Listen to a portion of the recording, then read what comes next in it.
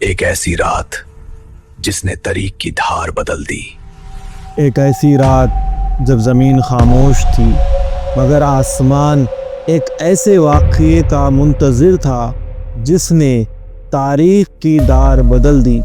ایک ایسا شخص جس نے صرف بادشاہی کا نہیں بلکہ کائنات کے ہر ذرے پر اختیار رکھنے والے رب کی نمائندگی کی۔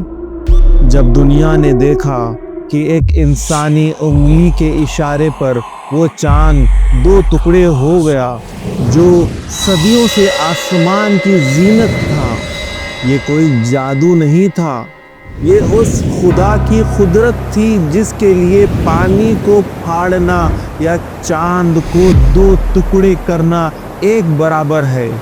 آج ہم بات کریں گے شق القمر، وہ معجزہ جس نے کفار مکہ کے گھروں کو مٹی میں ملا دیا۔ مکہ اس دور کا وہ شہر جہاں پتھروں کی مورتیوں کی عبادت ہوتی تھی، ان کے گلیوں میں اسلام کی روشنی پھیلنے لگی۔ قریش کے سردار پریشان تھے، ان کے قانون خطرے میں تھے، ان کی سرداری ہل رہی تھی۔ ہم آج ایسی شرط رکھیں گے جو اس سے پہلے کسی نے نہ سنی ہو۔ ابو جہل اور اس کے ساتھی نئے بہانے تلاش کرتے تھے۔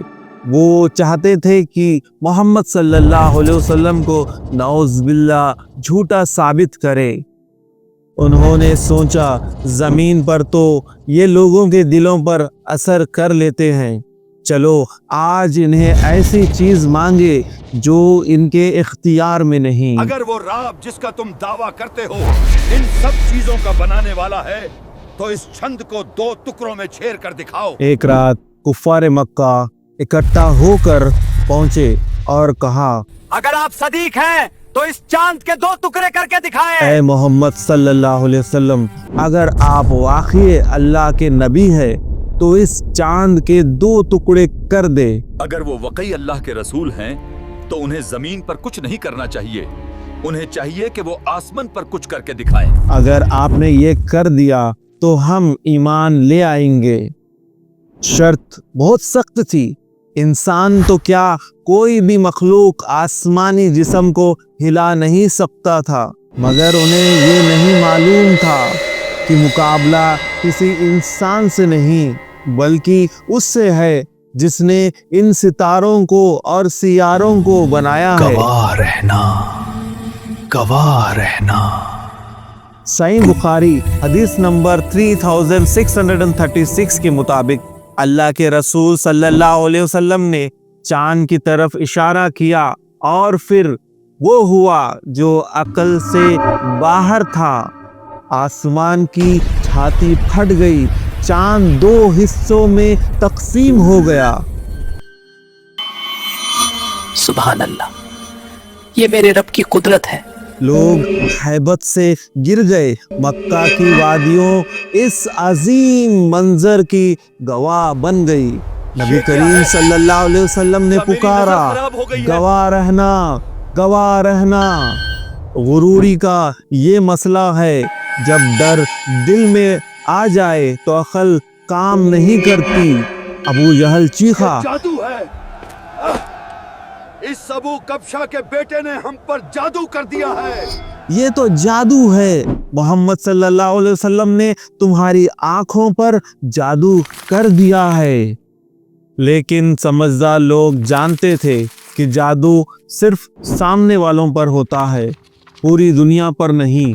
انہوں نے فیصلہ کیا کہ جو قافلہ باہر سے آ رہا ہے ان سے پوچھیں گے۔ جب قافلے والے مکہ پہنچے تو انہوں نے تصدیق کی۔ کیا تم نے کل رات آسمان میں کوئی عجیب چیز دیکھی؟ ہم نے ریگستان کے بیچ چاند کو دو ٹکڑے ہوتے دیکھا، ہم سب گواہ ہیں۔ خدا کی قسم، ہم نے چھند کو دو ٹکڑے ہوتے دیکھا۔ ہاں، ہم نے ریگستان میں سفر کرتے ہوئے اپنی آنکھوں سے چاند کے دو ٹکڑے ہوتے دیکھا تھا۔ اللہ نے قرآن مجید میں اس حقیقت کو ہمیشہ کے لیے محفوظ کر دیا۔ فرمایا قیامت قریب آ گئی ہے، چاند پھٹ گیا۔ یہ معجزہ صرف عرب تک محدود نہیں تھا۔ تاریخ بتاتی ہے کہ انڈیا کے مالابار کے راجا چندرمن پرنمل نے ابھی اپنی چھت سے یہ منظر دیکھا۔ فوراً پتہ لگاؤ، کیا کسی اور نے یہ واقعہ دیکھا؟ یہ کوئی معمولی بات نہیں ہے۔ انہوں نے اس کی تصدیق کی، اور جب انہوں نے پتہ چلایا کہ عرب میں ایک نبی نے یہ معجزہ دکھایا ہے، یہ عرب کے اس نبی کا معجزہ ہے، ہمیں وہاں جانا ہوگا، تو وہ سفر کر کے مکہ پہنچے اور اسلام قبول کیا۔ الحمدللہ، فرعون ہو یا ابو جہل، ہر تکبر کرنے والے کو اللہ نے نشانی دکھائی، مگر ہدایت انہی کا مقدر بنتی ہے جو دل سے سچائی کی طرف مائل ہوتے ہیں۔ ہدایت انہی کو ملتی ہے جو دل کی آنکھوں سے دیکھتے ہیں۔ اللہ اکبر لکھنا نہ بھولیں۔ چاند کا پھٹنا صرف ایک نشانی نہیں تھی، بلکہ یہ اعلان تھا کہ قیامت قریب ہے اور حق دنیا پر ظاہر ہو چکا ہے۔ اگر آپ کو اللہ کی اس قدرت اور نبی کریم صلی اللہ علیہ وسلم کی یہ معجزہ پسند آیا ہو تو پلیز اسے شیئر کریں اور کامنٹس میں اللہ اکبر لکھنا نہ بھولیں۔